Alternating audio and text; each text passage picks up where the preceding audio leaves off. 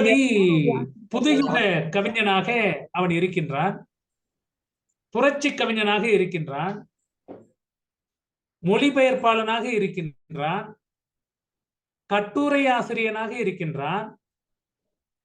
எல்லாவற்றிற்கும் மேலாக அவனுடைய அரசியல் சித்தாந்தம் என்பது விடுதலை நோக்கியதாக இருக்கின்றது. அது மட்டுமல்ல, தேசியம் எப்படி அவனுக்கு ஒரு கண்ணாக இருந்ததோ, தெய்வ பக்தியும் அவனுக்கு ஒரு கண்ணாக இருந்தது. ஆக ஆங்கிலத்திலே சொல்வது என்று சொன்னால் மல்டி பர்சனாலிட்டி என்று சொல்லுவோம் அல்லவா, பலதரப்பட்ட திறமைகளை உள்ளடக்கியவனாக இந்த பாரதி இருந்திருக்கிறான் என்பது மறுக்க முடியாத உண்மை. எட்டயபுரத்திலே பிறந்தவன், இந்த உலகத்திற்கெல்லாம் அவன் ஒரு வெடிவெள்ளியாக இருந்தான் என்பதை மறந்துவிடக் கூடாது. வறுமையிலே வாடினாலும் பெருமதியாய் பாடி நின்றான், பொறுக்கக்கூடிய இடத்திலே பொறுத்தான், பொங்கக்கூடிய இடங்களிலே பொங்கி பிரவாகித்தான், தலைகுனிந்து வாழ்வதை தரக்குறைவாக நினைத்தான், தலை நிமிர்ந்து வாழ தான் எழுதி நின்றான். காலத்தினுடைய கவிதையாக அவனுடைய கருத்துக்கள் எழுந்தன.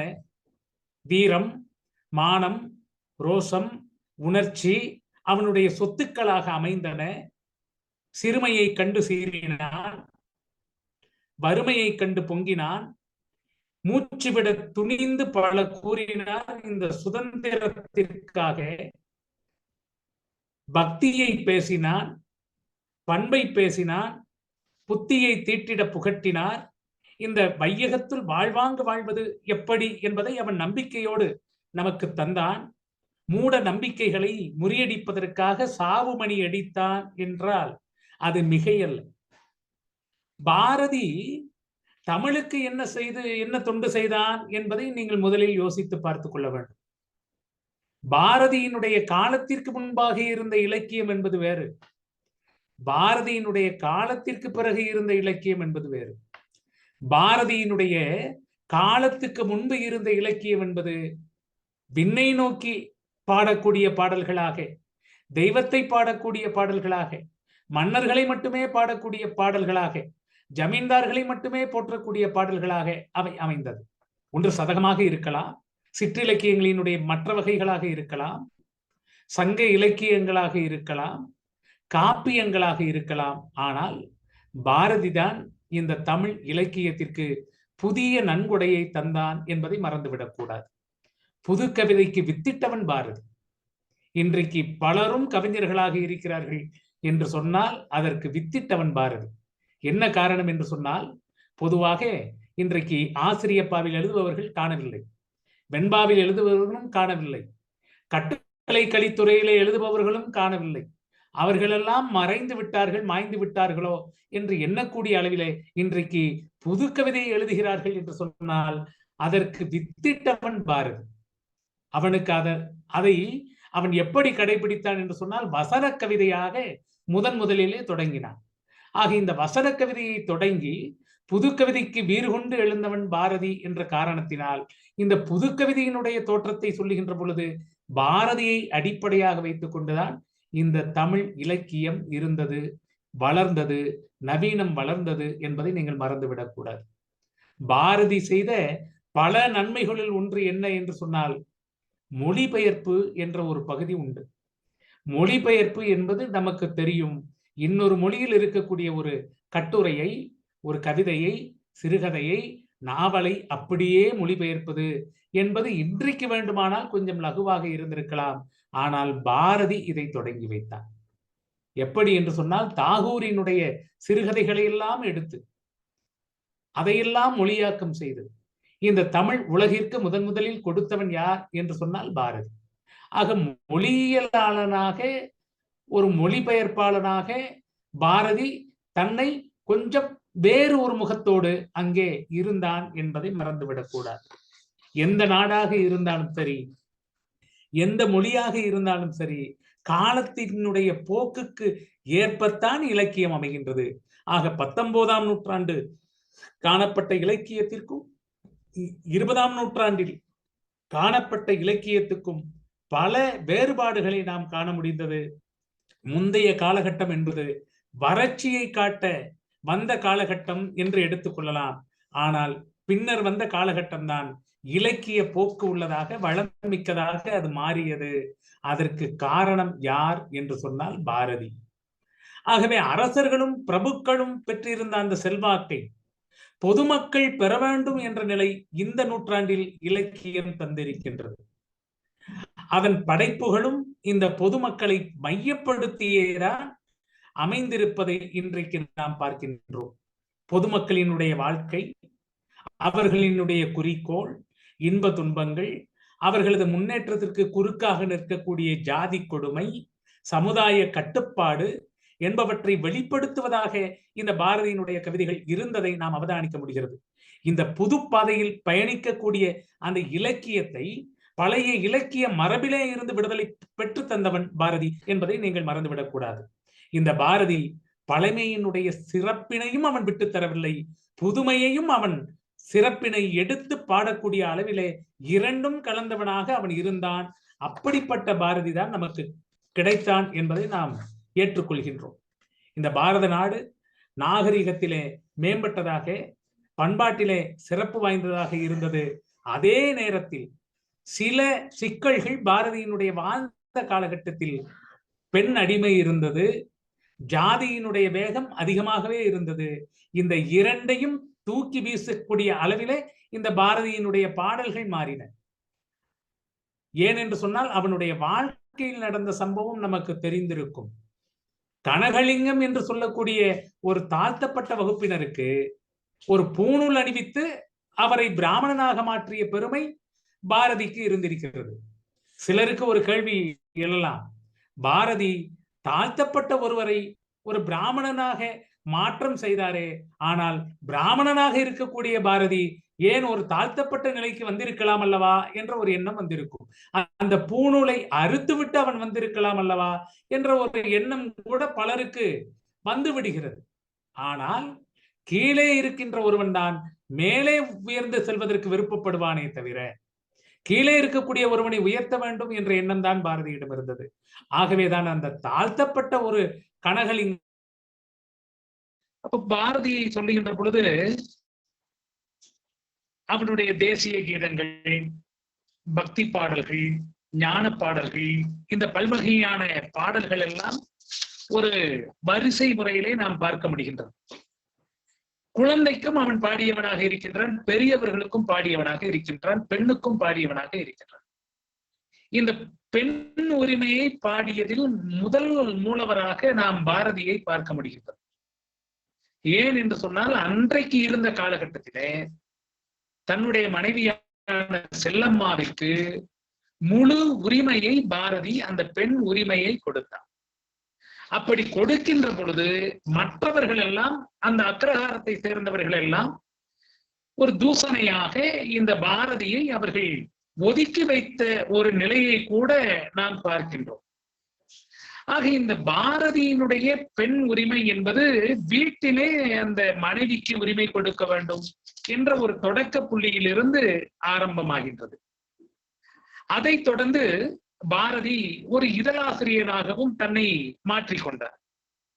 இதழாசிரியராக இருக்கின்ற பொழுது இன்றைக்கு நாம் காணப்படக்கூடிய இந்த கேலி சித்திரங்கள் என்று சொல்லக்கூடிய கார்ட்டூன் என்று சொல்லக்கூடிய அந்த ஒரு வகைப்பாடு பாரதி தான் முதலிலே இந்த கேலி சித்திரங்களை அவன் பணி செய்த இந்த சுதேசமித்திரன் இதழிலும் சரி, இந்தியா இதழிலும் சரி, விஜயா இதழிலும் சரி, இந்த இதழ்களில் எல்லாம் அந்த கேலி சித்திரங்களை வரையக்கூடியவனாக பாரதி இருந்தான் என்ற ஒரு நிலையை பார்க்கின்றோம். இந்த பாரதி பழமையை போற்றினார், அதே நேரத்தில் புதுமையையும் ஏற்றுக்கொண்டார். இந்த பாரதியினுடைய படைப்புகள் பலதரப்பட்டனவாக இருந்தது. குறிப்பாக இந்த 3 படைப்புகளை இன்றைக்கும் கொண்டாடக்கூடிய ஆட்களாக நாம் இருக்கின்றோம். குயில் பாட்டாக இருந்தாலும் சரி, பாஞ்சாலி சபதமாக இருந்தாலும் சரி, கண்ணன் பாட்டாக இருந்தாலும் சரி, இதுதான் மிக முக்கியமான பாரதியினுடைய அடிப்படையான நூல்களாக நாம் பார்க்கின்றோம். என்ன காரணம் என்று சொன்னால், பாரதி ஒரு அத்வைதவாதியாக இருந்தார். அத்வைதம் என்பது சங்கராச்சாரியார், ஆதிசங்கரனுடைய கொள்கைக்கு உட்பட்டதாக இந்த அத்வைத சித்தாந்தத்தை கொண்டவனாக இந்த பாரதி விளங்கினான் என்பதை நாம் பார்க்கின்றோம். அவனுடைய பாடல்களில் அந்த தொனி இருந்து கொண்டே இருக்கும். அது மட்டுமல்ல, முன்னிருந்த படைப்புகளுக்கும் கவிதைகளுக்கும் அவன் எழுதிய கவிதைகளுக்கும் ஒரு வேறுபாடு இருந்து கொண்டே இருந்தது. குறிப்பாக பாரதியினுடைய படைப்புகளை நோக்குகின்ற பொழுது பாரதிக்கு முன் பாரதிக்கு பின் என்று பிரித்துக் கொள்ள வேண்டும் என்று சொன்னேன். பாரதியினுடைய காலத்தில் இந்த கன்னி வகைகள் என்று சொல்லக்கூடிய கரை புரண்டு ஓடக்கூடிய காலமாக அது இருந்தது. சிந்து என்பது கூட பாரதியினுடைய சொந்தமாக கிடந்தது. ஆக இந்த நாட்டுப்புற இலக்கியத்தினுடைய வடிவத்தை பாரதி எடுத்துக்கொண்டு தன்னுடைய கவிதைகளிலே அவன் கொண்டு வந்தான். குறிப்பாக பாரதியினுடைய தெய்வ பக்தி என்பது இரண்டு நிலையிலே நாம் பார்க்க முடியும். ஒன்று, கண்ணன் மேல் வைத்திருக்கக்கூடிய ஒரு பக்தி. கண்ணன் என் சேவகன், கண்ணன் என் தோழன், கண்ணன் என் தோழி, கண்ணன் என் மகன், கண்ணன் என் சேவகன், கண்ணன் என் மகள், இப்படி பலவிதமான பாத்திரங்களில் இந்த கண்ணனை பேசக்கூடியவராக இந்த பாரதி இருந்து கொண்டிருக்கின்றார். அடிப்படையாக நாம் ஆராய்ச்சி செய்து பார்த்தோம் என்று சொன்னால், பாரதிக்கு எல்லா கடவுள்களும் பிடித்திருந்தாலும் கூட ஏன் இந்த கண்ணனை மட்டும் எடுத்துக்கொண்டு அவர் பாடியிருக்க வேண்டும் என்று ஆராய்ச்சி செய்ய வேண்டியிருக்கின்றது. அப்பொழுது கிடைத்த ஒரு செய்தி என்ன என்று சொன்னால், நாம் பொதுவாக கடவுள்களை படைத்தல், காத்தல், அழித்தல், மறைத்தல், அருளல் ஆகிய வகைப்பாட்டிலே 5 தொழில் என்று பிரிப்பது ஒரு மரபு உண்டு, அல்லது 3 தொழில் என்று பிரிக்கக்கூடிய ஒரு மரபு உண்டு. அம்மா என்பவர் படைக்கக்கூடிய ஒரு கடவுளாக, ருத்ரன் சொல்லக்கூடிய சிவன் அழிக்கக்கூடிய கடவுளாக, திருமால் காக்கக்கூடிய கடவுளாக.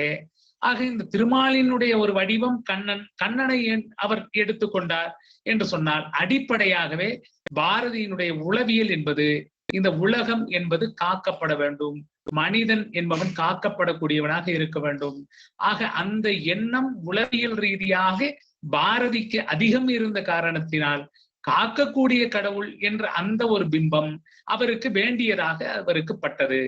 ஆகவேதான் அவர் என்ன செய்கிறார்? கண்ணன் என் சேவகன், கண்ணன் என் சேவகி, கண்ணன் என் குழந்தை. இப்போ கண்ணனாகவே எல்லாவற்றையும் அவர் பார்க்கிறார். ஆக தெய்வ நிலையில் அதிகமாக இந்த கண்ணன் மேல் இருக்கக்கூடிய ஈடுபாடு என்பது ஒரு நிலைப்பாட்டை பார்க்கிறோம். அதற்கு பிறகு காளியினுடைய வடிவம் அவருக்கு பிடித்தமானதாக இருக்கின்றது. காளியினுடைய மற்ற வடிவங்களான முத்துமாரி என்று சொல்லக்கூடிய அந்த வடிவம். ஏன் அந்த முத்துமாரியை கூட அவன் தேச முத்துமாரி என்று அவன் ஒரு கவிதையிலே சொல்லுகின்றான்.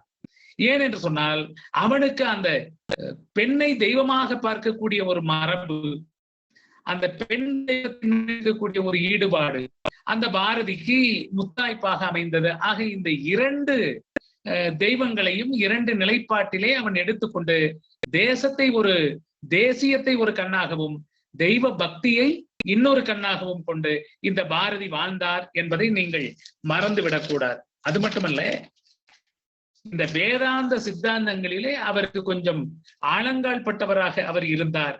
ஆகவேதான் சில பாடல்களை அவர் இயற்றினார். அது குறிப்பாக விநாயகர் நான்மணி மாலை, வேதாந்த பாடல்கள், தோத்திர பாடல்கள் ஆகிய இந்த பாடல்கள் எல்லாம் இந்த பக்தியை மையமிட்டதாக அமைந்தது.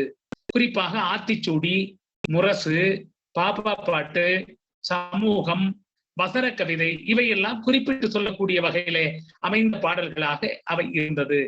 பாஞ்சாலி சபதம் இன்னொரு கோணத்திலே தேசியத்தை படம் பிடிப்பதாக அது அமைந்தது. பாஞ்சாலி என்பது இந்த பாரத தாயாக இருந்து கொண்டு அந்த நூற்றுவர்கள் என்று சொல்லக்கூடிய அந்த கௌரவர்கள் எல்லாம் எப்படிப்பட்டவர்கள் என்று சொன்னால் ஆங்கிலேயர்களாகவும், பஞ்சபாண்டவர்கள் என்பது இந்திய பிரஜைகளாகவும் அவன் உருமாற்றம் செய்து கொண்டு அந்த படைப்பை அவன் படைத்தான் என்பதை நாம் பார்க்க முடிகிறது. இந்த பாஞ்சாலி சபதத்திலேதான் பாரதியினுடைய ஏக்கம், கோபம், ஆக்ரோஷம், கேலி, கிண்டல், அறிவுரை, ஆவேசம் என்ற எல்லா வகையான மெய்ப்பாடுகளையும் நாம் பார்க்க முடிகின்றது. ஆக இந்த பாரத தாயை இந்த அடிமையிலிருந்து விடுவிக்க வேண்டும் என்பதற்காகத்தான் ஒரு எழுச்சியை இந்த மக்களுக்கு ஏற்படுத்த வேண்டும் என்பதற்காக இந்த பாஞ்சாலி சபதத்தை அவன் படைத்தான். அப்படி படைக்கின்ற பொழுது எளிய பதங்கள், எளிய நடை, எளிதில் அறிந்து கொள்ளக்கூடிய சந்தம், பொது வசனங்கள், விரும்பக்கூடிய வெட்டு, இவற்றை உடைய காவியம் ஒன்று வேண்டும் என்பதற்காகத்தான் அதை அவன் என்ன செய்கின்றான், இந்த பாஞ்சாலி சபதத்திலே அவன் கொடுத்து விடுகின்றான். ஆகவே இந்த பராசக்தியினுடைய வழிபாடு என்பது பாரதிக்கு இன்னொரு சூழலை தந்து விடுகின்றது. ஆகவேதான் அவன் சொல்கின்றான், காப்பியத்துக்குள் நயங்கள் குறைவுபடாமல் விளங்குகின்ற விதமாக எழுதுகின்றான். எப்படி எழுதுகின்றான் என்று சொன்னால், தமிழ் ஜாதிக்கு புதிய வாழ்வு என்று கங்கணம் கட்டிருக்கும் இத்தொழிலில் என்னை தூண்டினாள் என்று பாரதியார் கூறுகின்றார். எனக்கு ஏன் இந்த ஒரு நிலையை நீ கொடுத்தாய் சொன்னால், இந்த தமிழ் புதிய வாழ்வு தர வேண்டும் என்று கங்கணம் கட்டி நிற்பதற்காகத்தான் இந்த பராசக்தி இந்த தொழில், கவிதை என்ற தொழிலை தந்தான் என்பதை அவன் சொல்லுகின்றான். ஆகவே பாரதியிடம் அரசியல் பார்வை இருந்தது, பொருளியல் பார்வை இருந்தது, தேசிய பார்வை இருந்தது. இவையெல்லாம் தேசிய கீதத்திலே இருக்கக்கூட நாம் பார்க்கிறோம். கவிதா தேவியினுடைய அருள் வேண்டல், காலனுக்கு உரைத்தல், காதல் பாட்டுக்கள், அந்தி பொழுது, வேங்குளம், வள்ளிப்பாட்டு, அம்மாக்கண்ணு பாட்டு, வண்டிக்காரன் பாட்டு என்ற பல வகையான படைப்புகள் ஒரு பன்மை நிறைந்த ஒரு பாரதியை நமக்கு தரக்கூடியதாக நாம் பார்க்கின்றோம். ஆக இந்த பாரதி எப்படிப்பட்ட இருக்கின்றான் என்பதை நாம் பார்க்கின்றோம். அது மட்டுமல்ல, இந்த பாரதியினுடைய படைப்புகளில் சமதர்மவாத கருத்துக்கள் இருக்கின்றன, கம்யூனிசவாத கருத்துக்கள் அங்கே இருக்கின்றன. கடவுளை பற்றி பாடுகின்றான், தெய்வத்தை முழுவதாக நம்புகின்றான். ஆக பல வகையான ஒரு முரண்பாட்டுகளுக்கும் காரணமாக இருக்கக்கூடியவனாக சில முறை கம்யூனிசம் பேசக்கூடியவனாக இருக்கிறான், சில முறை தெய்வத்தை பாடக்கூடியவனாக இருக்கின்றான். ஆகவே இந்த முரண் என்பது காலத்திற்கு காலம் அவருக்குள் மாறிக்கொண்டே வருகின்றது. பாரதியினுடைய கவிதைகளிலே அவனுடைய உரைநடை படைப்புகளை நோக்குகின்ற பொழுது அது தர்க்க முறையிலே அமைந்திருக்கின்றது, திறனாய்வு முறையிலே அமைந்திருக்கின்றது, வர்ணனை முறை அங்கே இருக்கின்றது, விளக்க முறை எடுத்துரைக்கிறார், எடுத்து உரைக்கக்கூடிய முறை என்ற ஒன்றை எடுத்துரைக்கிறான், சொற்பொழிவு முறை அங்கே வருகின்றது, தத்துவ முறை வருகின்றது, எல்லல் முறை வருகின்றது.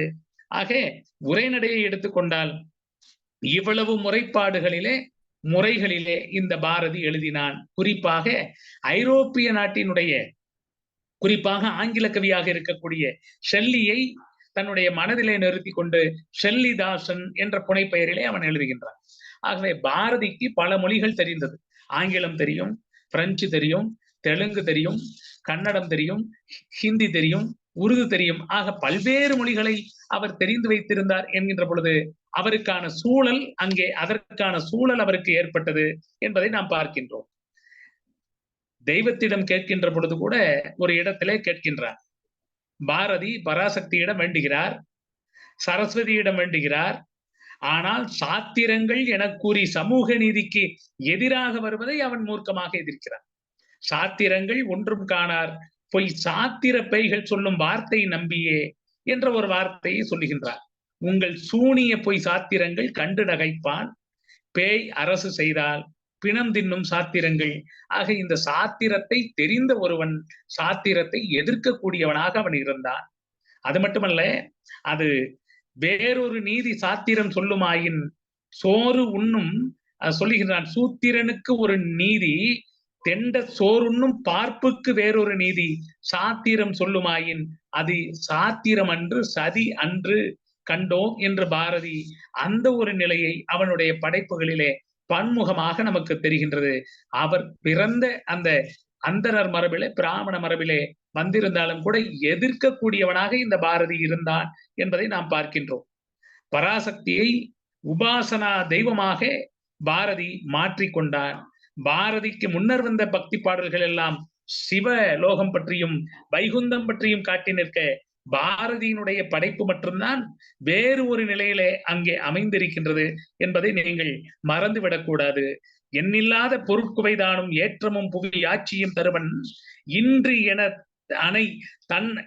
எனது அன்னை என் காலின் மண்ணில் யாருக்கும் துயரின்றி செய்வேன், வறுமை என்பதை மண்மிசை மாய்ப்பேன் என்று பாரதியாரினுடைய வேண்டுகோளை காட்டி நிற்கக்கூடிய இந்த படைப்பினுடைய நோக்கு பறந்துபட்டதாக, சுயநலமற்றதாக விளங்குகின்றது என்பதை மறந்துவிடக்கூடாது. ஏன் என்று சொன்னால், மற்ற கவிஞர்கள் எல்லாம் தன்னலத்திலே எழுதக்கூடியவர்களாக கடவுளினுடைய வேண்டுதல் என்பது இருக்கும். ஆனால் பாரதியினுடைய வேண்டுதல் என்பது பொதுமையான மனித நலத்தை உட்படுத்தியதாக அங்கே இருப்பதை நாம் பார்க்கின்றோம். அது மட்டுமல்ல, பாரதியினுடைய படைப்புகள் வழியாக மண்ணில் நல்ல வண்ணம் வாழலாம் என்ற நம்பிக்கை பாரதியினுடைய படைப்புகள் வழியாக வருகின்றது. உச்சி மீது வானிடிந்து வீழுகின்ற போதிலும் அச்சமில்லை அச்சமில்லை என்கிறான். இது நம்பிக்கையினுடைய உச்சம்.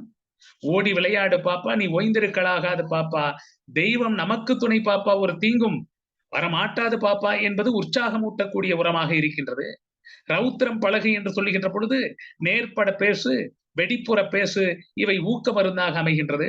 எத்தனை கோடி இன்பங்கள் வைத்தாய் எங்கள் இறைவா என்று சொல்லுகின்ற பொழுது இந்த வாழ்வினை அனுபவித்து விடு என்று காட்டக்கூடிய பெரு வெளிச்சம் அவனிடம் தோன்றுகின்றது. ஆகவே அது மட்டுமல்ல, பாரதிக்கு ஒரு பேராசை இருந்தது. என்ன என்று சொன்னால், சென்றிடுவீர் எட்டு திக்கும், கலை செல்வங்கள் யாவும் கொடர்ந்திங்கு சேர்ப்பீர். எப்படி அப்படின்னு சொன்னா, தமிழ் படித்தவர்கள் தமிழ் மட்டுமே படித்துக் கொண்டிருக்கிறார்கள், தெலுங்கு படித்தவர்கள் தெலுங்கு மட்டுமே படித்துக் கொண்டிருக்கிறார்கள், கன்னடம் படிப்பவர்கள் கன்னடம் மட்டுமே படித்துக் கொண்டிருக்கிறார்கள், ஆங்கிலம் படித்தவர்கள் ஆங்கிலம் மட்டுமே படித்துக் கொண்டிருக்கிறார்கள். பாரதி சொல்கிறான், இல்லை இல்லை, வேறு மொழிகளை கற்றுக்கொள்ளுங்கள். எங்கெங்க என்னென்ன கலை சொற்கள் கலை செல்வங்கள் கிடைக்கின்றனவோ அதையெல்லாம் இங்கே கொண்டு வர வேண்டும் என்று சொன்னால் மொழிபெயர்ப்பு வேண்டும். அவனுக்கு வங்கம் தெரியும், அவனுக்கு தெலுங்கு தெரியும். சிந்து நதியின் மிசை நிலவி நிலை என்று சொல்கின்ற பொழுது அந்த பாடலை எடுத்துக்கொண்டாலே தெரியும், அந்த தேசிய ஒருமைப்பாட்டை மட்டுமல்ல, தேசிய மொழிகள் அனைத்து அந்த ரீஜனல் லாங்குவேஜ் என்று சொல்லக்கூடிய அந்த மாநில மொழிகளுக்கு கூட அங்கே ஒரு இளையோடக்கூடிய செய்தியாக அந்த பாடலிலே வைத்திருக்கிறான் இந்த பாரதி. அதை மறந்து விடக்கூடாது. ஆகவேதான் அவன் சொல்கின்றான், பிற நாட்டு நல்லறிஞர் சாத்திரங்கள் தமிழ் மொழியில் பெயர்த்தல் வேண்டும், இரவாத புகழுடைய பொது நூல்கள் தமிழ் மொழியில் இயற்றல் வேண்டும். 2 நிலை வேண்டும், படைப்பாகவும் அது இருக்க வேண்டும், மொழிபெயர்ப்பாகவும் இருக்க வேண்டும். பாரதி ஒரு மிகச்சிறந்த மொழிபெயர்ப்பாளர். தாகூரினுடைய கதைகளை மொழிபெயர்க்கின்ற பொழுது அவன் மொழிபெயர்ப்பாளனாக இருந்தான். சின்னசங்கரன் கதை என்று சொல்லக்கூடிய கதை, குள்ளசாமியார் கதை என்று சொல்லக்கூடிய அந்த கதையெல்லாம் அவன் எழுதுகின்ற அவன் படைப்பாளியாக இருந்தான். ஆகவேதான் இந்த தமிழ் மொழியில் இயற்றல் வேண்டும் என்று சொல்லுவதற்கு ஏற்பவும், மொழிபெயர்த்தல் வேண்டும் என்று சொல்லுவதற்கு ஏற்பவும் அவனுடைய பாடல்கள் இருந்து என்பதை நாம் மறந்துவிடக் கூடாது. கடந்த ஒரு ஆண்டு காலமாக பாரதியினுடைய 100ஆண்டு நினைவு என்பது, இந்த விழா என்பது நாடு முழுவதும் நடத்தப்பட்டு வருகின்றது. இந்த கொண்டாட்டம் கிளப்பியுள்ள அந்த கோலாகலம் என்பது ஆரவாரம் நிரம்பியதாக, படாடோபமானதாக பல இடங்களிலே மாறிவிட்டது. ஆனால் அதோ அது வண்டி வண்டியாக புத்தகங்களையும் சந்தையில் கொண்டு வந்து குப்பையாக கொட்டியுள்ளது. பாரதியை கொண்டாடுகிறோம் என்ற பெயரிலே பாரதியாருடைய நூல்களை விலை வைத்து கூவி விற்கக்கூடிய ஒரு நிலையும் இன்றைக்கு பார்க்கின்றோம். அதை எல்லாமே தந்திருக்க வேண்டும், ஆனால் அதை கூட அவ்வாறு செய்யவில்லை. ஆனால் இன்றைக்கு அதையும் வியாபாரமாக்கக்கூடிய ஒரு நிலையை நாம் பார்க்கின்றோம். இந்த பாரதி எல்லாவற்றுக்கும் பொதுவான மனிதனாக இருக்கிறான், ஒரு தத்துவவாதியாக அவன் இருக்கிறான். பாரதியினுடைய வேர்கள் எங்கே இருக்கின்றது இந்த மண்ணிலே என்று சொன்னால், அவை ஆழமாக வேரூன்றி இருக்கின்றது. ஜீவனுள்ளத்துக்கு ஏற்ப இருக்கக்கூடிய அத்துணை பொருட்களிலும் அது ஆழமாக வேர்கொண்டு இருக்கின்றது. பாரதி புதிய சிந்தனைகளை வரவேற்றவன், புதிய சிந்தனைகளை உடனுக்குடன் தெரிந்து கொண்டவன். அதோடு மட்டுமல்ல, 1800 வருடங்களாக ஜீவித்து வாழக்கூடிய இந்த தமிழ் கவிதையினுடைய கடை கொழுந்து அவன். தமிழ் இலக்கியத்தினுடைய நவீன உரைநடைக்கு கவிதைக்கு தந்தை பாரதி. அவன் கையாண்ட அத்தனை விஷயங்களையும் சொல்ல தக்க சாதனமாக அவன் அவற்றை உருவாக்கினான். பாரதியினுடைய கவித்துவ ஆளுமை அவனுக்கு சமீபத்தில் பழமையான 2 இலைகளிலிருந்து அவன் உருவாக்கி கொண்டான். ஒரு இலை ராமலிங்க சுவாமிகளிடமிருந்து வந்தது. 1000 வருஷங்களுக்கு மேலாக சங்க பக்தி காலத்திலிருந்து கிட்டத்தட்ட 12ஆம் நூற்றாண்டு வரை தொடர்ந்து பின்னர் விடுபட்டு போன கவிதை மரபுக்கு திரும்ப உயிர் கொடுத்தார் வள்ளலார். இந்த அன்று கவிதை மக்களினுடைய மொழியில் சமூக விழிப்புக்கு பயன்படுத்தப்பட்டது. ஆக ராமலிங்க சுவாமிகள் தீவிர மதவாதத்தை எதிர்த்தவர். சமுதாயத்தில் நிலவிய வேற்றுமைகளுக்கு எதிராக இந்த மனித சகோதரத்துவத்தை போதித்தார். மற்றொரு இலை கோபாலகிருஷ்ண பாரதியிடமிருந்து வந்தது.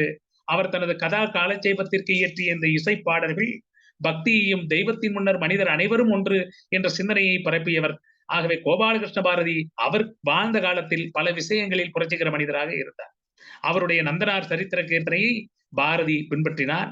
அது மட்டுமல்ல, உங்களுக்கு தெரிந்திருக்கும் பாரதியினுடைய ஆளுமை என்பது எப்படிப்பட்டதாக இருக்கிறது என்று சொன்னால், குறிப்பாக பாண்டிச்சேரியில இருக்கின்ற பொழுது அவருக்கு பலவிதமான அனுபவங்கள் இருந்தது என்ற செய்தியை கூட நாம் கேள்விப்படுகின்றோம். குறிப்பாக எதுகிரி என்று சொல்லக்கூடிய அந்த ஒரு அம்மையார் பாரதி வாழ்ந்த காலகட்டத்திலே ஒன்றாக இருந்தவராக, அந்த பக்கத்து வீட்டிலே இருந்தவராக நாம் பார்க்கிறோம். குறிப்பாக அவர் எப்படி என்று சொன்னால், பாண்டிச்சேரியிலே தங்கி இருக்கின்ற பொழுது அவருடைய தந்தையார் பாரதியோடு நெருங்கி பழகிய காரணத்தினால் ஒரு சிறுமியாக பாரதியுடன் பழகிய விவரம் அறிந்து அந்த நினைவுகளை எல்லாம் எதுகிரி அம்மாள் எழுதியிருக்கிறார்கள். 1939 பாரதி இறந்து 18 வருஷங்களுக்கு பிறகு 1912 இருந்து 19 வரை பாரதி பற்றிய அவருடைய நினைவில் மிஞ்சி இருந்தவற்றை எழுதியிருக்கிறார். பாரதி குழந்தைகளுக்கு விளையாட்டு தோழியாக அந்த அம்மையார் இருந்திருக்கிறார்கள். பாரதியாரினுடைய வீட்டில் அவர் ஒரு செல்ல குழந்தையாக அவர் இருந்திருக்கிறார். அவருடைய தந்தையார் மண்டையம் ஸ்ரீனிவாசாச்சாரியார், வாபேசு ஐயர், பின் அவர்களுடன் பாண்டிச்சேரி சேர்ந்த அரவிந்தர். அப்போதுதான் அரவிந்தர் அலிப்பூர் வெடிகுண்டு வழக்கிலிருந்து விடுதலை பெற்றிருந்தார். இவர்கள் எல்லோரும் பாரதியினுடைய சகாக்கள். அப்போது நடந்தவற்றை எதுகிரி அம்மையார் உடனிருந்து பார்த்திருக்கிறார். வேடிக்கையான ஒரு விஷயத்தை குறிப்பிட்டு சொல்ல வேண்டும். எதுகிரி அம்மாள் தன்னுடைய பாரதி நினைவுகளை எழுத பணிக்கப்பட்ட போது அவருக்கு வயது 40. அந்த சமயத்தில் தான் பாரதி திரும்ப கண்டெடுக்கப்பட்டு புதிதாக மதம் மாறியவனின் பக்தி வரி போல பாரதியை போற்றி புகழ்வதற்கு அந்த சந்தடி சாக்கில் எழுத்தாளர்களும் தாங்கள் பாரதியை மீட்டெடுத்து தீர்க்க தரிசிகளாக அவர்கள் மாற்றிக்கொண்டார்கள் என்பதையும் நாம் தெரிந்து கொள்ள வேண்டும். குறிப்பாக இந்த எதுகிரி அம்மையார் நிறைய செய்திகளை சொல்லியிருக்கிறார். இந்த பாரதியை பற்றிய செய்திகள் அது நிறைய இருக்கு. குழந்தைகளுக்கும் பெரியவர்களுக்கும் அவர் அக்கறை கொண்டவராக அந்த பாரதி இருந்தார் அப்படிங்கிற ஒரு செய்தியை சொல்றாரு. ஒரு சமயம் என்ன ஆகுதான், பாரதியார் என்ன பண்றாரு, இந்த பெண்கள் எல்லாம் ஒரு மீனவர் பாடிய மெட்ல ஒரு பாட்டு எழுதி பாடுறாரு. அப்போ அவரோடு இந்த குழந்தைகளும் சேர்ந்து பாடுறாங்க. எதுகிரிக்கு ஒரு பாரதியினுடைய இன்னொரு பாட்டு கிடைக்குது. பெரும்பாலும் என்ன அப்படின்னா, இந்த பெண்கள் எல்லாம் சேர்ந்து இந்த கும்மி அடிக்கிற மாதிரி ஒரு பாடல், நெல் குத்தி கொண்டு பாடக்கூடிய ஒரு பாடல். இந்த ஒரு சமயம் வீட்டுல வேலைக்காரிகள்லாம் சேர்ந்து நெல்லு குத்திட்டு பாடுறாங்க. பாரதியார் அதை கொஞ்ச நேரம் கேட்டுட்டு இருந்திருக்கிறார். அப்ப அவர் என்ன பண்றாரு, அந்த மெட்ல நாமளும் ஒரு பாட்டு பாடுவோம் அப்படின்னு இயற்றி பாடுறாரு. குழந்தைகள் ரொம்ப ஆரவாரத்தோடு அந்த சூழ்ந்து அவங்கள பாரதியாரை சூழ்ந்து நிக்கிறாங்க. வேலைக்காரிகளுக்கெல்லாம் கோபம் வருது. என்னடா இது, பாரதி நம்மளை கிண்டல் பண்ணி இவர் ஒரு பாட்டு பாடி இருக்கிறாரு அப்படின்னு சண்டை பிடிக்க வராங்க. உடனே இவர் நான் கேலி செய்யல, நான் உங்களுடைய மெட்டை நான் கற்று நானும் பாடுறேன், அதனாலதான் இப்படி நான் பாடுறேன் அப்படின்னு அவர் சமாதானம் சொல்றாங்க. ஆனா அவங்க நம்ப மறுக்கிறாங்க. கடைசியில பாரதியோட மனைவி செல்லம்மாள் என்ன பண்றாங்க, அவங்களுக்கு விஷயத்த சொல்லி சமாதானம் செய்ய வேண்டி வருது. அதுக்கப்புறம் இந்த செய்தியை எதுகிரி அம்மா அந்த அவருடைய நோட்டு புத்தகத்துல பதிவு செஞ்சிருக்கிறாங்க. பாண்டிச்சேரி வாழ்க்கை பாரதிக்கு சில சமயம் பிரச்சனை ஆயிடுது. பிரிட்டிஷ் அரசாங்கம் அவரை இந்தியாவுல ஃபுல்லா தேடிட்டு இருக்கிறாங்க. தேடிட்டு இருக்கும்போது என்ன பண்றாங்க அப்படின்னா, ஒரு நாள் போலீஸ்க்கு பயந்து எப்படி காலம் கழிக்கிறது யாருக்கும் தெரியாம பாரதியை பாண்டிச்சேரியில இருந்து தலைமறைவு ஆகிறாரு. போலீசார் கையில அகப்பட்டால் அவரை சிறையில அடைச்சிருவாங்களே அப்படின்னு செல்லம்மாள் பயப்படுறாங்க. குழந்தைகளும் மற்ற பெரியவர்களும் செல்லம்மாளுக்கு சமாதானம் சொல்றாங்க. பயப்பட வேண்டாம், பாரதி ஜாக்கிரதையாக தன்னை காத்து கொள்வார் அப்படின்னா. ஆனா செல்லம்மாவுக்கு மனசு ஆறவே இல்லை. யார் கண்டா இவர் சும்மா இருக்க மாட்டாரு, இவர் என்ன பண்ணுவார், திடீர்னு உற்சாகத்துல பாட்டு பாட ஆரம்பிச்சிருவாரு.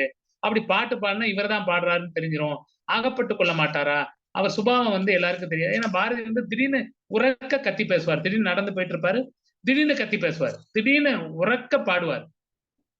அவரா அது ஒரு ஒரு ஒரு ஒரு பைத்திய மனநிலை கிடையாது, அது ஒரு தெய்வீக மனநிலைன்னு எடுத்துக்கணும். என்ன அப்படின்னா, ரொம்ப உற்சாகமா அவர் திடீர்னு ஒரு சிந்தனை தோன்றும், அதை பாட்டா பாடுவார். அப்போ யாருக்கும் டக்குன்னு அகப்பட மாட்டாரா அப்படிங்கிற ஒரு சிந்தனை எல்லாம் வந்துருது. பாரதியை சொல்லுகின்ற பொழுது இன்னொரு ஒரு விஷயத்த ரொம்ப அழகா சொல்லுவாங்க. என்ன அப்படின்னா, பாரதியார் இப்ப நாமெல்லாம் சாப்பாடு சாப்பிடுறோம்னா என்ன பண்ணுவோம் அப்படின்னா, இலைய முன்னாடி போட்டு அந்த என்னென்ன சாப்பாடு இருக்கோ, சாம்பார், ரசம், மோர், பொரியல் அப்படி எல்லாம் எடுத்து சாப்பிட்டுட்டு இருக்கோம். பாரதியார் என்ன பண்ணுவாராம், வலது பக்கத்துல அந்த இலைய வைப்பார். அவருக்கு நேரா வைக்காம வலது பக்கத்துல இலைய வச்சு என்ன பண்ணுவாராம், அங்க இருந்து கைய நீட்டி சாப்பிட்டுட்டு இருப்பாரு. உடனே ஒருத்தர் கேட்டாரு, "என்னங்க நீங்க எல்லாரும் இலைய முன்னாடி வச்சு தானே சாப்பிட்டுட்டு இருப்பாங்க. நீங்க ஏன் வலது பக்கம் கொஞ்சம் தள்ளி வச்சு சாப்பிடுறீங்க?" அப்படின்னு. இப்ப பாரதியார் சொன்னாரு, "எனக்கு எதுக்க நான் இலைய கீழ அப்படி வச்சிருந்தேன் அப்படின்னு சொன்னா, அந்த என்னுடைய கை வந்து அப்படி கீழ போகும். அந்த இலையில இருந்து அந்த உணவ எடுக்கும். என்னுடைய தலை வந்து என்ன பண்ணும்? குனியும். இந்த இலைக்கு கூட நான் தலை வணங்கக் கூடாதுன்னு நினைக்கிறேன். அதனால தான் நான் அந்த பக்கம் தள்ளி வச்சிருக்கிறேன்." அப்படின்னு பாரதி சொன்னார். அந்த அளவிற்கு அவருக்கு என்ன அப்படின்னா, ஒரு யார் முன்னாடியும் தலை குனிந்து நிற்கக்கூடாது அப்படிங்கிற ஒரு எண்ணம் வந்து பாரதிக்கு ரொம்ப அதிகமாகவே இருந்தது அப்படிங்கிறத நாம பார்க்கிறோம். ரொம்ப எதுனாலும் தன்னுடைய நண்பர் பரளிசு நெல்லையப்பருக்கு கடிதம் எழுதுறாரு. இப்ப யாருனாலும் நம்ம ஒரு நண்பர்கிட்ட கடன் கேட்கிறோம்னா, "எப்பா எனக்கு கஷ்டமா இருக்கு குடு" அப்படின்னு சொன்னா ரொம்ப நயந்து கேட்போம். ஆனா பாரதியார் கடிதம் எழுதுறார். எழுதும்போதே, "என்னப்பா பரளிசு நெல்லையப்பர், நெல்லையப்பா நீ நல்லா இருக்கிறியா? ஆனா நான் நல்லா இல்ல. நீ என்ன நினைச்சிட்டு இருக்கிற? நான் வந்து எவ்வளவு வேலைகள் செய்ய வேண்டியிருக்கு. நான் கஷ்டப்பட்ட மற்ற வேலைகள்லாம் எப்படி பார்க்கிறது? உடனடியா நீ என்ன பண்ணு, எனக்கு இவ்வளவு ஒரு ரூ. 100 அனுப்பி விடு" அப்படின்னு இவர் கடிதம் எழுதுறார். ரொம்ப உரிமையா கேட்டு எழுதுறார். அந்த அளவிற்கு அந்த நட்பு அப்படிங்கிறது பாரதியிடம் இருந்திருக்குது. அவர் எப்படி தன்னுடைய வாழ்க்கையில அவர் எப்படி நடந்திருக்கிறார் அப்படிங்கிறத நாம பார்க்கிறோம். இப்போ பொதுவா என்ன சொல்றாங்கன்னா, பாரதியினுடைய இறப்பு என்பது யானை மிதித்து அவர் இறந்தார் அப்படிங்கிறது பொதுவாக சொன்னாலும் கூட, இந்த பத்மநாபர் வந்து எழுதியிருக்கிறார் இந்த சித்திர பாரதி அப்படிங்கிற ஒரு புத்தகம். அவரு என்ன பண்றாரு, அதுல வேற ஒரு செய்திய சொல்றாரு. இல்ல, இல்ல யானை மிதித்தது முன்பாக இருந்தாலும் கூட அவருக்கு வந்து வயிற்றுப்போக்கு ஏற்பட்டது. அவர் ஒரு பூஞ்சை நோய் மாதிரி அவருடைய வயிற்றுல இருந்து டிசென்ட்ரி ரொம்ப இருந்ததுனால மருந்த உட்கொள்ளல. அதனால தான் அவர் வந்து இறந்து போனார் அப்படிங்கிற ஒரு செய்திய அவங்க சொல்றாங்க. இந்த பாரதியினுடைய பாடல்கள் வழியாக நாம அவர பார்க்க வேண்டியிருக்கு. பாரதி ஒரு தீர்க்கதரிசியாக இருந்திருக்கிறார். இப்ப ஆலைகள் செய்வோம். இந்த பாடல்கள்லாம் அவர் சொல்றாரு. காசியில இருக்கக்கூடிய புலவர், இங்க இருக்க காஞ்சிபுரத்துல இருக்கக்கூடிய புலவரு 2 பேரும் பேசுறதுக்கு ஒரு கருவி வேண்டும். தொலைபேசி வருவதற்கு முன்பாகவே அந்த ஒரு தீர்க்க தரிசனம் அவருக்கு இருந்திருக்குது. இல்லையா? அது மாதிரி "சிந்து நதியின் மிசை நிலவினிலே சேரன் நாட்டிலம் பெண்களுடனே சுந்தர தெலுங்கடியில் பாட்டிசைத்து தோணிகள் ஓட்டி விளையாடி வருவோம்." அப்ப எவ்வளவு ஒரு ஒரு பரந்துபட்ட இந்த சிந்து நதியில போய் இப்படி சந்தோஷமா வாழணும் அப்படிங்கிற அந்த ஒரு எண்ணம் அவருக்கு இருந்திருக்குது. அது மட்டும் இல்ல, நெறைய செய்திகள சொல்றாங்க. பாரதியை சொல்லுகின்ற பொழுது, பாரதிதாசன் ஒரு பக்கம் புகழ்றாரு. நமக்கு தெரிஞ்சதுதான். பைந்தமிழ் தேர்ப்பாகன் அப்படின்லாம் எல்லாம் அவரு சொல்றாரு. ஏன்னா குருவை பாராட்டுவது, புகழ்வது அப்படிங்கிறது பாரதிதாசனுக்கு சொல்லிக் கொடுக்க தேவையில்ல. அது மட்டும் இல்ல, "நாடும் படிக்கு வினை செய்து இந்த நாட்டோர் கீர்த்தி எங்கும் ஓங்க, களி சாடும் திறனனுக்கு தருவாய் அடி." இப்படி தன்னுடைய வேண்டுகோளை இந்த பாரதி வைக்கிறான். ரொம்ப விசாலமான மனம் பாரதிக்கு இருந்திருக்குது. அது மட்டும் இல்ல, ரொம்ப வெள்ளையர்களை எதிர்க்கக்கூடியதாக இருக்கட்டும், எல்லா விதத்திலும் அவனுடைய பாடல்கள் என்பது 30 கோடி முகமுடையாள்ங்கிறான் ஒரு இடத்துல. "மண்டும் மதங்களண்டா நெருப்பவன் 39 வயதிலே முடித்து விட்ட அந்த பாரதி, கற்ப கோடி காலங்கள் நின்று நிலைக்கப் பெற்ற புகழை பெற்றார்" அப்படிங்கிறாங்க. ஒவ்வொரு வரியும் சரி. ஆத்திச்சூடியாக இருந்தாலும் சரி, ஔவையாரின் ஆத்திச்சூடிக்கும், பாரதியினுடைய ஆத்திச்சூடிக்கும் வேறுபாடு இருக்கு. தமிழ் அவ்வை அப்படின்னு புகழ்ந்தது பாரதி தான் ஔவையார புகழ்ந்திருக்கிறார். தமிழ் அவ்வை அப்படிங்கிறான். "ஆத்திச்சூடி இளம்பரை அணிந்து மோனத்திற்கு முழுவெண் மேனியான் கருநிறம் கொண்டு பார்க்கடல் மிசை கிடப்போன் முகமது நபிக்கு மறையருள் புரிந்தோன் இயேசுவின் தந்தை எனப்பல மதத்தினர்." எவ்வளவு ஒரு ஒருமைப்பாட்டை தரக்கூடியவனாக இருக்கிறான். எந்த சாமியும் பகைச்சுக்கல. இயேசுவையும் பகைச்சுக்கல, நபியும் பகைமை பண்ணல. என்னன்னா எல்லாரும் ஒரே கடவுள் தான் அப்படிங்கிற அந்த ஒரு நிலையை அந்த பாரதியினுடைய பாடல்களில் பார்க்கிறோம். அது மட்டும் இல்ல, எவ்வளவு ஒரு எண்ணம் இருந்தது அப்படின்னா, "மேலை கடல் முழுவதும் கப்பல் விடுவோம்" அப்படிங்கிறான். "கங்கை நதிப்புறத்து கோதுமை பண்டும், காவிரி வெற்றிலைக்கு மாறு கொள்வோம், காசி நகர்ப்புலவர் பேசும் முறைதான், காஞ்சியில் கேட்பதற்கு ஒரு கருவி." அப்போ எப்படியெல்லாம் அவன் பாடுறான். இன்னைக்கு நாம பெருசா பேசுறோம். இந்த சந்திராயன்லாம் நம்ம எல்லாமே ராக்கெட் அனுப்பியாச்சு, செயற்கைக்கோள் அனுப்பியாச்சு, லேண்டர் அப்படியே உருவாக்கியாச்சு, ரோவர் அனுப்பியாச்சு, எல்லாம் சொல்றோம். "சந்திர மண்டலத்தியல் கண்டு தெளிவோம், சந்தி தெருப்பெருக்கும் சாத்திரம் கற்போம்." அப்ப எவ்வளவு ஒரு மேன்மை மிகுந்தவனாக ஏற்கனவே வரக்கூடிய ஒன்றை சொல்லக்கூடியவனாக இந்த பாரதி இருந்திருக்கிறான் அப்படிங்கிறத நம்ம சொல்றோம். 6வது சினம் அப்படின்னு அவ்வை சொன்னாலும் ரௌத்ரம் பழகு அப்படின்னு நம்ம சொல்லி காமிக்கிறான். எதற்காக ரௌத்ரம் பழக வேண்டும்? தீமைகளை கொடுமைகளை காண்கின்ற பொழுது நீ ரௌத்ரம் பழகு அப்படிங்கிறான். தொன்மை மறவேள் அப்படின்னு அவ்வை சொல்றா. தொன்மைக்கு அஞ்சேல் அப்படிங்கிறான் பாரதி. வெட்டன பேசேல் தையில் சொல் கேளேல்ங்கிறான் அவ்வை. பழைய ஆத்திச்சூடி வெடிப்புற பேசு தையலை உயர்வு செய் புதிய ஆத்திச்சூடி சொல்லுது. பரிமாணங்கள் பலவற்றிலும் தன்னுடைய பரிணாமத்தை முழுமையாக காட்டக்கூடியவனாக பாரதி இருந்திருக்கிறார். ஆக நீங்க எப்படி பார்த்தாலும் சரி, கட்டுரையை எடுத்துக்கொண்டாலும் அற்புதமாக எழுதியிருக்கிறார் பாரதியினுடைய கட்டுரைகள். இதழ் எழுதினாலும் அதுலயும் ஒரு புதுமை செய்யறார். எழுதவே கூடாது அப்படின்னு கைது பண்றாங்க. நீங்க இனிமே பத்திரிகையில எழுதக்கூடாது அப்படின்னு தடை விதிக்கிறாங்க. எழுததானே கூடாதுன்னு சொல்லியிருக்கிறேன், நான் படம் வரைகிறேன்னு அவர் கேலி சித்திரத்தை வரைகிறாரு, தடைப்படுத்துறாங்க. அப்ப எல்லா விதத்திலையும் நாம பார்க்கின்ற பொழுது பாரதி ஒரு பன்முகத்தன்மை வாய்ந்தவனாக ஒட்டுமொத்தமான ஒரு தமிழ் சமூகத்தினுடைய அடையாளமாக நம்ம பாரதியை பார்க்கிறோம். எவ்வளவு ஒரு அந்த காலகட்டம் என்பது எப்படி இருந்தது, எவ்வளவு ஜாதி போராட்டங்கள் எவ்வளவு இருந்தது, உயர்வு தாழ்வு எவ்வளவு இருந்தது, வெள்ளையனுடைய அந்த கிடுக்கிப்பிடி என்பது எவ்வளவு இருந்தது, எல்லாம் பார்க்கிறோம். அவ்வளவையும் மீறி பாரதி ஒரு புதுமையானவனாக நமக்கு தெரியும். ஆக இந்த பாரதியை கொண்டாடுவது என்பது தமிழை கொண்டாடுவது, தேசத்தை கொண்டாடுவது என்பதுதான் பொருள். அதனால தமிழ் உள்ள அளவிற்கும் தமிழ்நாடு உள்ள அளவிற்கும் இந்த பாரதியினுடைய கொண்டாட்டம் என்பது என்றைக்குமே இருக்கக்கூடியதாக இருக்கும். அதை நீங்க ஒரு சிறப்பா இந்த 100 நாள் நிகழ்ச்சி இந்த பாரதியினுடைய பெருமையை எல்லாம் சொல்லணும், பாரதியை நினைச்சு பார்க்கணும் அப்படிங்கிற ஒரு இதெல்லாம் பெரியவங்க எல்லாம் சேர்ந்து இந்த நிகழ்ச்சியை சிறப்பா கொண்டு போயிட்டு இருக்கிறீங்க. அதற்கு என்னுடைய மனமார்ந்த நன்றிகளை தெரிவித்துக் கொள்கிறேன். ஏன்னா வாழ்த்து தெரிவிப்பதற்கு வயதெல்லாம் இல்லை, நன்றிகளை தெரிவித்துக் கொள்கிறேன். அதனால ரொம்ப அற்புதமாக இந்த ஒரு வாய்ப்பினை எனக்கு ஏற்படுத்தி கொடுத்த அன்பு சகோதரி கற்பகம் அவர்களுக்கும் பெரியவர்களுக்கும் என்னுடைய மனமார்ந்த நன்றியை தெரிவித்துக் கொள்கிறேன். ஏன்னா ஒரு நேரம் ரொம்ப நேரம் ஆகுது, கிட்டத்தட்ட 8:30 மணி ஆகுது. ஏன்னா எல்லாருமே பல வேலைகள் இருக்கும். அதனால இதோட இந்த செய்திகளை கொஞ்சம் முடிச்சுக்கலாம் அப்படின்னு நினைக்கிறேன். நன்றி, வணக்கம்.